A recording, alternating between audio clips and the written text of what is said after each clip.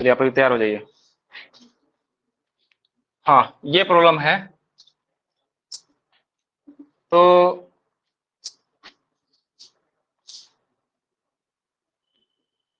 कुछ दिखा?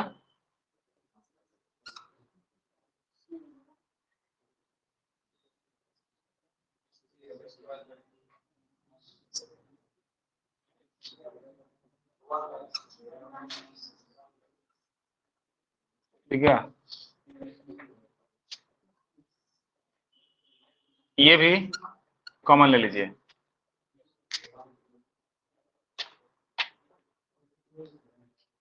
One plus, जैसे लेंगे तो यही है कि अब इसको कैंसिल कर दें, लिमिट लिखना बंद करते हैं। E to the power minus infinity, one plus e to the power minus 0 है, यही होगा।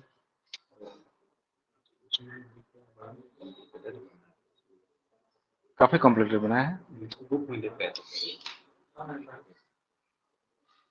है ना।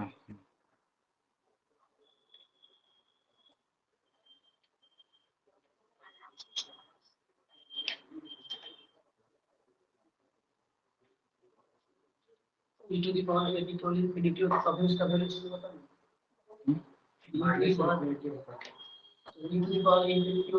नहीं नहीं, आप सोच रहे होंगे कि क्यों नहीं बनाए डायरेक्ट आप ये ई के पावर इन्फिनिटी का जवाब इन्फिनिटी होगा। अब ये बताइए कि ये किस फॉर्म में है। पहले यहां बैठेगा इन्फिनिटी तो ये हो जाएगा 0, लेकिन ये तो कहेगा ना कि हम इन्फिनिटी है, और ये फिर इन्फिनिटी बाई इन्फिनिटी फॉर्म है। इसलिए आपको जरूरत है इनडिटरमिनेट फॉर्म को खत्म करना।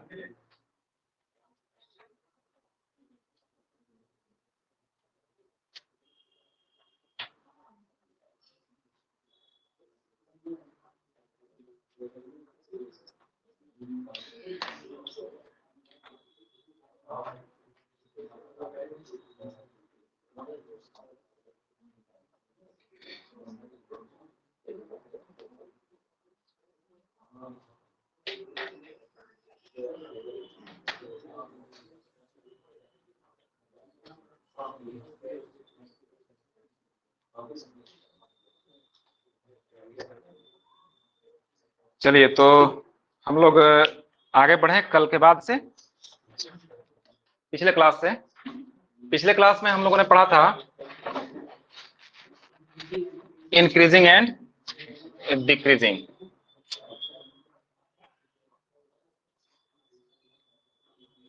Good evening.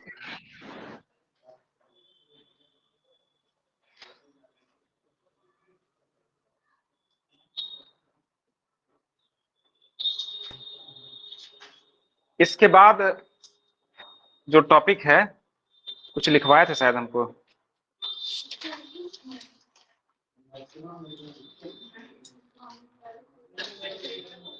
क्या पढ़ना है? मैक्सिमम मिनिमम पढ़ना है। उसके बाद सिलेबस में देखिए तो क्या लिखवाया था इंक्रीजिंग डिक्रीजिंग के बाद क्या लिखवाया हुआ है? डिफरेंशिएबिलिटी खत्म हो गया सर। अच्छा, मेन वैल्यू थ्योरम, यस, ये पढ़िए हम लोग। जैसे जैसे हमने सिलेबस लिखवाया वैसे वैसे पढ़िए। चलिए हम लोग आज स्टार्ट करते हैं मेन वैल्यू थ्योरम। देखिए बेसिक नॉलेज पहले हम लोग गेन कर लें, देन आफ्टर इसके डेप्थ में हम लोग जाएंगे। तो ये जो थ्योरम है स्टार्ट लेता है आपको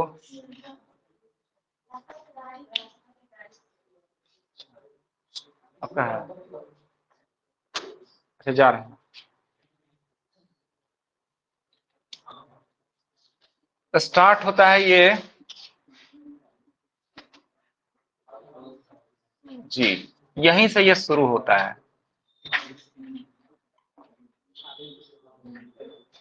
ठीक ना। रॉल्स थ्योरम से इनका कहना क्या था, देखिए पहले एक समझ लीजिए कि रॉल्स जो है वो एक आलोचक के रूप में जाने जाते हैं मैथमेटिक्स में, जिन्होंने कॉशी और लैग्रांज के दिए हुए थ्योरम में इन्होंने क्या किया था, लैग्रांज के दिए हुए थ्योरम में इन्होंने फॉल्ट ढूंढने की कोशिश किया, और उसी फॉल्ट ढूंढने के चक्कर में ही ये एक थ्योरम को डेवलप किए जिसका नाम है Rolle's mean value theorem. Start यहीं से हम बोलेंगे। तो इनके कंपटीटर एक्चुअली कौन माने गए, लैग्रांज, है ना। तो स्टेटमेंट सुनिए क्या है, हालांकि ये आप 12th क्लास में भी आप देखे होंगे कि F X be function defined on A B, पहला नंबर किसी इंटरवल में डिफाइंड होना चाहिए। देखिए पंकज जी, एक्चुअल में हमें बहुत आगे तक ले जाना है ना। हमें टेलर थ्योरम तक पहुंचना है, वहां पहुंचना है, और डिफरेंट टाइप ऑफ रिमाइंडर्स उसके बारे में तक पढ़ना है। तो हम लोग थोड़ा ढंग से पढ़ें इसको। On A B and satisfies the following condition। कौन कौन सा कंडीशन था, पहला ये था कि F X is continuous in close interval A B. दूसरा है F X is differentiable in open interval A B. और तीसरा बात उन्होंने कहा कि एफ ए बराबर होना चाहिए F B.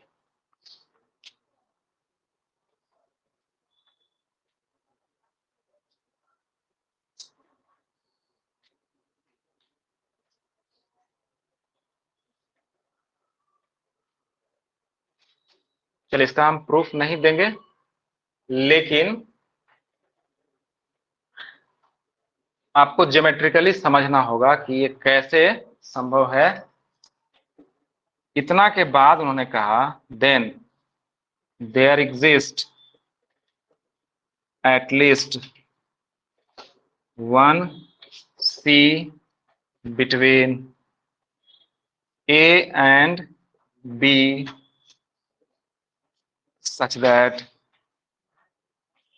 f dash c is equal to, जहां c किसका मेंबर रहेगा, आप ऐसे कर सकते हैं, c belongs to ab।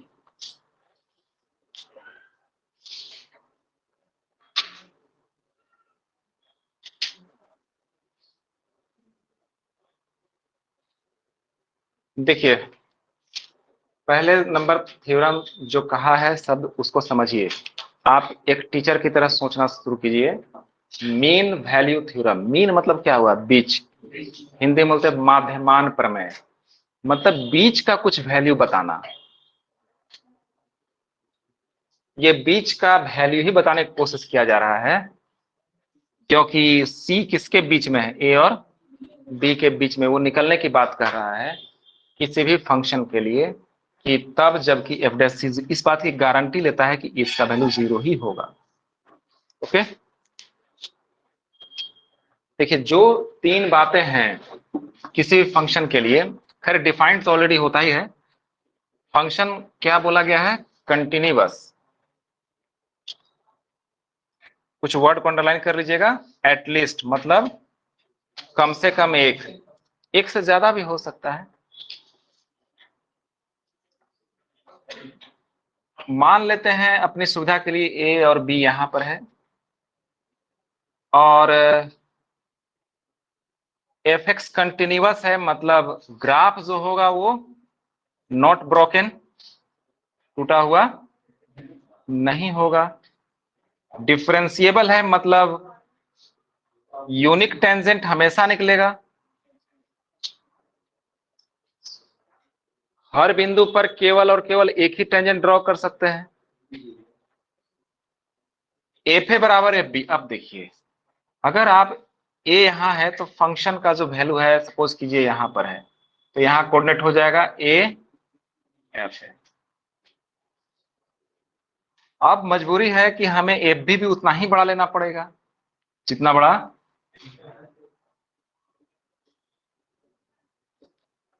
हो गया ना। तो आप क्या करेंगे, इसको इससे मिलाना है, आप सीधा मिला दीजिएगा तो क्या होगा। तो भी सही होगा सर, कोई दिक्कत नहीं है, या उल्टा ऊपर में है पैराबोलिक बना देंगे। एक बार आप ऐसे मिलाइए, चाहे ऐसे मिलाइए, कैसे भी मिलाइए, या नहीं तो ऐसे ऐसे भी मिला सकते हैं, जितना मन है उतना बार। मान लिया जाए आप ऐसे मिलाए हैं, तो आप देखेंगे कि एक बार हर बिंदु पर तो टेंजेंट होगा ही होगा। एक बार ऐसा होगा कि देखिए यहां पर रुक जाइए, यहां पर जो लिया गया टेंजेंट है, this tangent will be parallel to X axis. होना ही होना है कहीं ना कहीं। आप देखिए, आप चढ़ान चढ़े चाहे ढलान ढले, एक बार आप एकदम प्लेन पैरेलल पे ही होइएगा, मतलब उस समय स्लोप जीरो ही होगा। यहां पर ये जो बिंदु है, ये जो बिंदु है,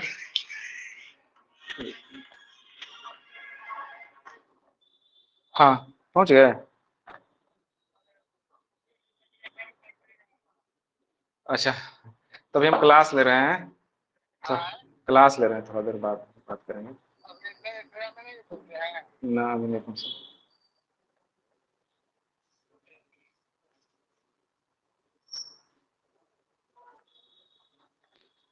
हाँ देखिए,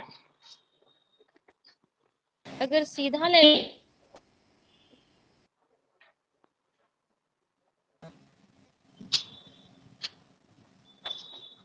हाँ तो आप देख रहे होंगे कि एक बार यहां पर, तो इस जगह पर स्लोप ऑफ द टेंजेंट क्या बोलेंगे हम, F dash C will be equal to zero.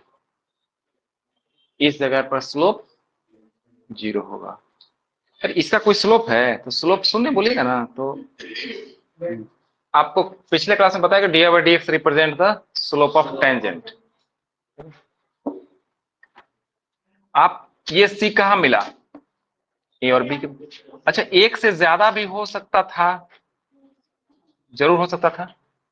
यहाँ ए एफ सीधा है मिला देंगे। और यहां पर बी एफ बी है, तो ऐसे ऐसे कर सकते हैं। देखिए, अगर आप सोच रहे होंगे कि ऐसे क्यों नहीं, ले लीजिए, ले लीजिए ना ऐसे, तो लेने देंगे हम, वो ये डिफरेंशिएबल नहीं होगा। गलत हो गया। इस तरह से आप नहीं ले सकते।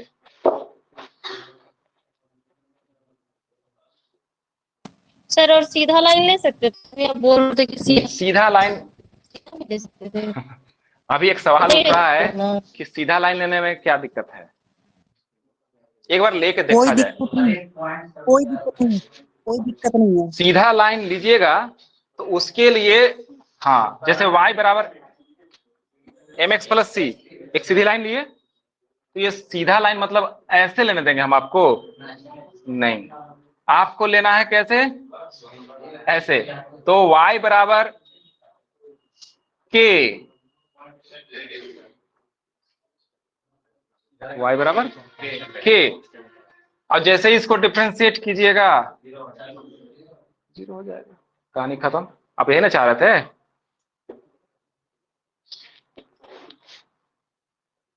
चलिए, तो इनका ऐसे मान लेते, तो यहां पर आप देखेंगे कि दो जगह ऐसा है कि tangent is parallel to F dash C one बराबर जीरो और एफ यहां मान लेते हैं ये C2 कोरोस्पॉन्डिंग मिला है, तो एफ डैश C2 बराबर 0। बस यही है और कुछ नहीं है। इन बोथ केसेस आप देख सकते हैं कि एफ डैश सी जो है वो आपका 0 आ रहा है, जबकि सी किसका एलिमेंट होना चाहिए?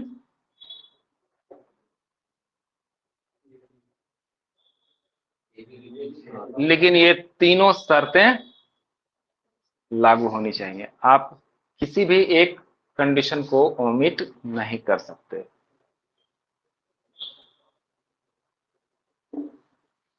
चलिए, तो लैंग्राज को लगा होगा कि मेरे किसी पब्लिक जो भी उन्होंने पब्लिश किया होगा नोट, उससे नकल करके कोई आदमी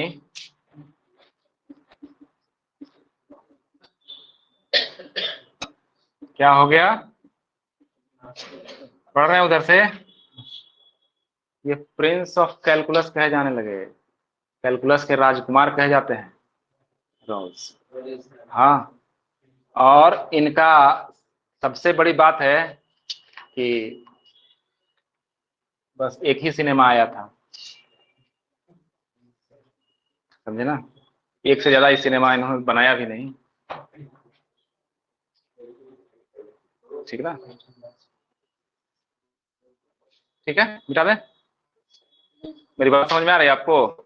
हाँ, बस यही एक थ्योरम था इनका बहुत का, बाकी लोग का तो थ्योरम अब जैसे बोलेंगे ना कभी कभी, हाँ चलिए कॉसी थ्योरम बोलिए, तो ये सवाल बोलने के बाद आप आंसरलेस हो जाते हैं। कॉसी मतलब उनका तो कंट्रीब्यूशन डिफरेंट टाइप, मतलब डिफरेंट डिफरेंट एरिया में, मैथमेटिक्स के एरिया में देखिएगा कि मिले।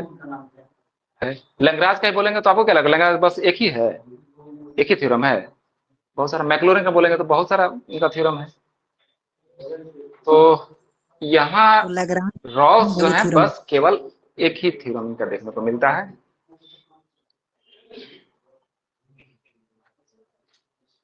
चलिए, इसके बाद कौन आए?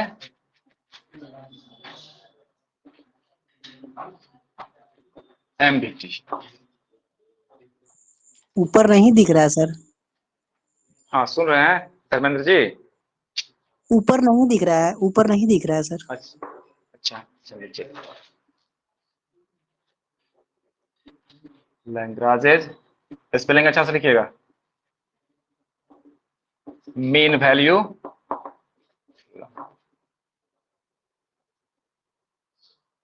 इन्होंने क्या किया,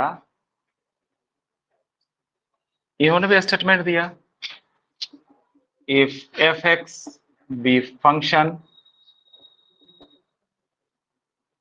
defined in AB and satisfies the conditions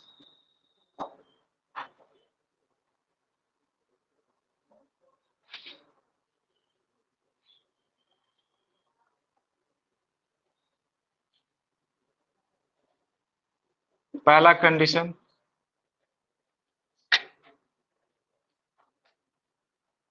पहला कंडीशन ये था कि F X should be continuous in A B. दूसरा कंडीशन ये था कि F X should be differentiable at every point in open interval A B.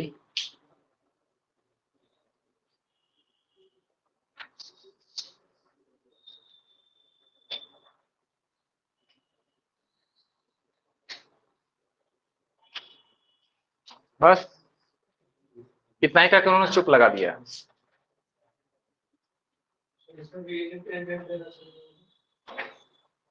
हाँ, क्या बोले? सही बोल रहे हो, आप बताइए, ये सही बोल रहे हैं? एकदम सही बोल रहे हैं, क्योंकि जैसे ही हम बोलते हैं डिफरेंशिएबल, इसका मतलब है हर बिंदु पर यूनिक टेंजेंट, मतलब एक ही टेंजेंट से काम नहीं चलेगा, एक बिंदु पर एक और केवल एक टेंजेंट ड्रॉ होगा। Then there exist at least one C between A and B such that f dash c बराबर एफ बी माइनस बटा बी माइनस। इन्होंने तो नहीं कहा कि एफ ए बराबर एफ बी, समझ रहे बात को? F A equal to F B तो इन्होंने नहीं कहा। अगर कहता तो क्या होता? तीसरा कंडीशन में हम एफ ए बराबर एफ बी डाल दें तो यहां हो जाएगा 0, F dash C equal to 0। तो रॉस थ्योरम को इन्होंने क्रॉस तो नहीं किया, उसका बात को भी सही कहा कि हाँ ठीक है, सही बोले थे रॉस। लेकिन उन्होंने एक कदम आगे बढ़ा, कहा कि हम अगर नहीं मानेंगे एफ ए बराबर एफ बी, यानी तीसरे कंडीशन को ओमिट करते हैं, तो हमें ये प्राप्त होगा। अब देखिए, इसका जब आप प्रूफ देखेंगे तो प्रूफ से आपको वेरीफाई हो जाएगा कि लैग्रांज जो थे वो रॉल्स के थ्योरम का हेल्प लेकर के ही प्रूफ किए थे अपना थ्योरम।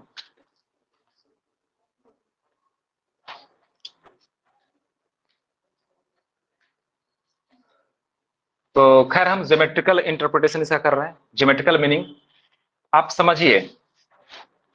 एफ एक्स कंटिन्यूअस है, इस बार तो एफ ए और एफ बी का बराबर होना जरूरी नहीं है, क्योंकि एफ ए बराबर एफ बी अगर होता है तब तो वैसे भी सही है ये, लेकिन F A is not equal to F B. हम दो फिगर बनाए चाहे एक ही फिगर बनाए, कंडीशन क्या रहेगा हमारा? हाँ क्या बोले, एक छोटा और एक बड़ा लेना पड़ेगा। मान लिया जाए हम एफ ए इतना बड़ा लिए हैं, तो ए एफ ए हो गया, इस पॉइंट को कुछ मान ले लीजिए ए, और बी को थोड़ा ऊंचा ले जाइए, यहां पर इस पॉइंट को मान लीजिए कैपिटल। अब इन दो बिंदुओं को आपको मिलाना है, इसको ऊपर दिख रहा है सबको, इस बिंदु को और इस बिंदु को आपको मिलाना है।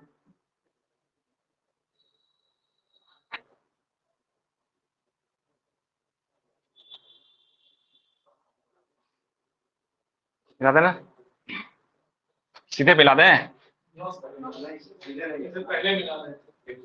अभी कोई बोल रहे थे कि नहीं मिला सकते, पिछला बार सीधे मिला के देखे थे ना, तो क्या सर ये फॉलो नहीं हुआ तिरछा क्या? है। तिरछा है तो भी कोई दिक्कत नहीं है, मिला सकते हैं, ठीक है। तो मिलाने पर क्या होगा, सीधा मिला दीजिएगा तो एक ऐसी रेखा जो दो बिंदु को मिलाती है वो भी पास कर जाएगा, चिंता मत कीजिए। आप सीधे मत मिलाइए, आप आराम से ऐसे मिलाइए। चलिए मिला लीजिए आप भी।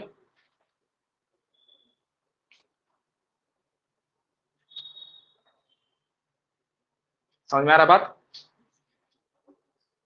तो ऐसा कीजिए, अभी कोई बोल रहे थे गलती से या सही से, चाहे पता नहीं क्या सोच के बोल रहे थे कि सीधे मिला दीजिए। लीजिए तो मिला देते हैं, मिला दिए। इसको पता है ना क्या बोलते हैं? पढ़ा नहीं रहा है। ए से बी को मिलाने वाली रेखा को बोलते हैं कोड ए बी। हाँ, कर्व के दो बिंदुओं को मिलाने वाली कोई भी रेखाखंड होगी उसको हम लोग कोड बोलेंगे, कोड ए बी। ओके, यही ना, छोड़िए, हमको उससे कोई मतलब नहीं, हमको मतलब है इससे। चलिए अब टेंजेंट लेते हैं ना, टेंजेंट लिए, ले लिए, ले रहे हैं, कुछ नहीं है, इस पर चल रहा है। रुके आगे बढ़े, आगे, हाँ कुछ समझ में नहीं आया जी? बैक होइए फिर से। यहां से चलिए, एक समय ऐसा आएगा कि देखिए, है ना ये पैरेलल इसके, तो यहां पर जो यस सर, टेंजेंट आप कोड के लीजिएगा पैरेलल हो कहीं जाएगा। ये this tangent is parallel to कोड ए बी, ठीक ना? हम लोग लिखे इसके बारे में, this tangent is parallel to कोड ए बी। ओके, तो ये मान लेते हैं किसी बिंदु पर ही तो लिया गया होगा, यहां से ड्रॉ कर दीजिए। तो slope of tangent, slope of tangent बराबर होगा स्लोप ऑफ कोड। एकदम सही जवाब है, जो कोड का स्लोप होगा वही होगा इसका भी। अब टेंजेंट का स्लोप तो ही तो सरकारी नियम है कि एफ डैश सी होगा, कोई दिक्कत है? एफ डैश सी ही होगा, दूसरा कुछ नहीं होगा जिस बिंदु पर लिया गया है। अब स्लोप ऑफ कोड, चूंकि देखिए दो बिंदु को मिलाने वाली जो कोई भी रेखा होती है, 2D ज्योमेट्री में पढ़े हुए हैं, उसका फॉर्मूला होता है y2 माइनस y1 बाई, ये फॉर्मूला होता है दो बिंदु को मिलाने वाले रेखाखंड का स्लोप ऐसे निकालते हैं हम लोग। y2 कौन है, y1 कौन है, ये है, बटा आ गया,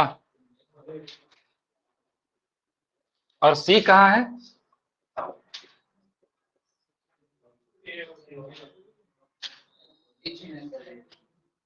हो गया। देखिए अब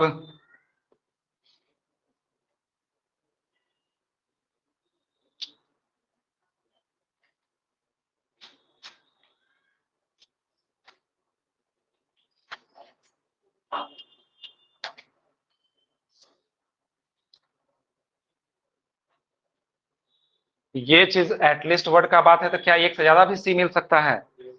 मिल सकता है। फिगर नोट कर लिए हैं सब लोग ना? फिगर ऐसा ना हो करके ऐसे ऐसे भी होता तो एक बार ये टेंजेंट, एक बार ये टेंजेंट, एक बार ये टेंजेंट, क्या होता है, इसके पैरेलल होता है नहीं। और सभी के सभी देखिए C1 होता है, ये बिंदु यहाँ पर टेंजेंट लिए हैं तो ये C2 होता है, ये C3 होता है। तो तीन बिंदु मिला आपको, C1 C2 और C3, तो बिंदु एक से ज्यादा भी सकता है, लेकिन सबके लिए ये कंडीशन सेटिस्फाई होगा। ये था लैग्रांज मीन वैल्यू थ्योरम। तो लैग्रांज के जो गुरुजी थे वो पीछे क्यों रहते? हो सकता है कहानी काल्पनिक हो, लेकिन बहुत हद तक सही है कि कोई एक काम आदमी करता है तो उससे अगला प्रभावित होता है, मोटिवेट होता है। अब ये मोटिवेट बीएड किया ना, मोटिवेशन तो बहुत पढ़ाई किए होंगे आप लोग, तो मोटिवेशन है ये। अब पॉजिटिव और निगेटिव दोनों टाइप का मोटिवेशन होता है। चलिए, तो इनके जो टीचर थे वो भी पीछे नहीं रहे और उन्होंने भी दिया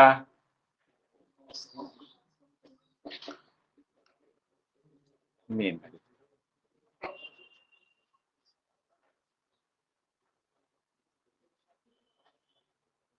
है ना?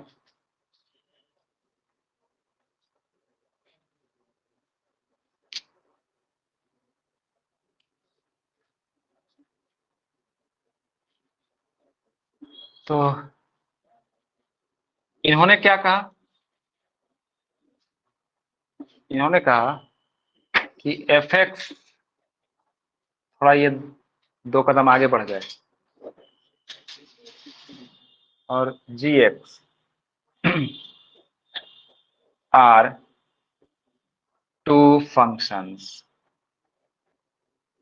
defined in AB. किसमें डिफाइंड होना चाहिए? And satisfies the following condition. Condition क्या है? पहला,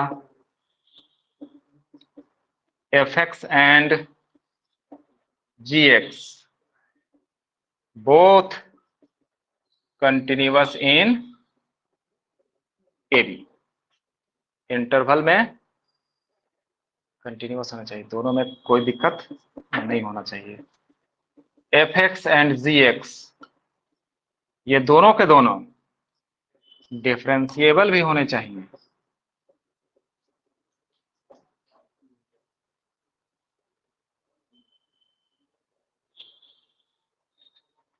और थर्ड बात क्या लिखा है इन्होंने कि एक फंक्शन का डेरिवेटिव कभी भी 0 नहीं होना चाहिए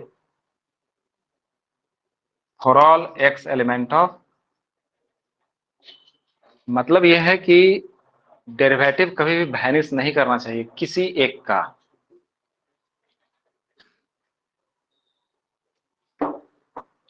तब बोला उन्होंने then there exists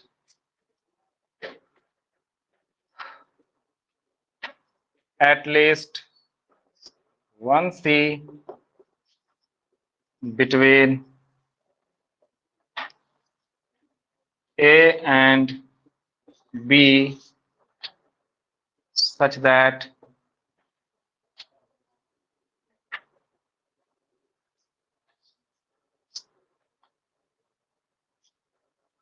f dash C by G dash C is equal to FB minus FA बटा GB minus GA.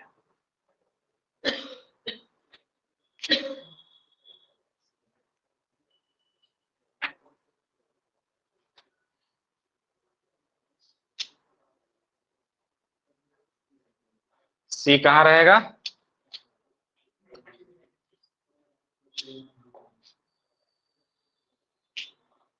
इनके बाद के भी मैथमेटिशियंस टेलर हैं, उन्होंने भी मीन वैल्यू थ्योरम दिया. तो वो तो बाद की बात है. देखिए आपका सिलेबस में डाला है टेलर थ्योरम, हम लोग उसको देखेंगे. खैर, मगर तीनों का नाम रहेगा mean value theorem. Mean value theorem तो हम लोग जो फंडामेंटल है वो मानेंगे लैग्रांज को ना, असली मीन वैल्यू थ्योरम लैग्रांज को. ठीक है, चलिए, हम लोग को विश्वास नहीं था कि लैग्रांज मीन वैल्यू थ्योरम होंगे. तो जब कभी भी कहा जाएगा सिंपल वे में कि अप्लाई मीन वैल्यू थ्योरम, तो वहां पर हम रॉल्स के बारे में नहीं सोचते हैं बल्कि लैग्रांज के बारे में, उनके हिसाब से चलते हैं. क्योंकि उनका तीसरा कंडीशन सभी फंक्शन पर लागू होना जरूरी नहीं है. और आप देख रहे होंगे कि लैग्रांज का जो मीन वैल्यू थ्योरम है उसमें ये खुद एडजस्ट हो जाएंगे. रॉल्स जो है इसी में एडजस्ट हो जाएंगे. इसलिए लैग्रांज मीन वैल्यू थ्योरम, और कल हम लोग उसी पर फोकस करेंगे, लैग्रांज मीन वैल्यू थ्योरम पर. चलिए ठीक है, क्लास ओवर किया जा रहा है.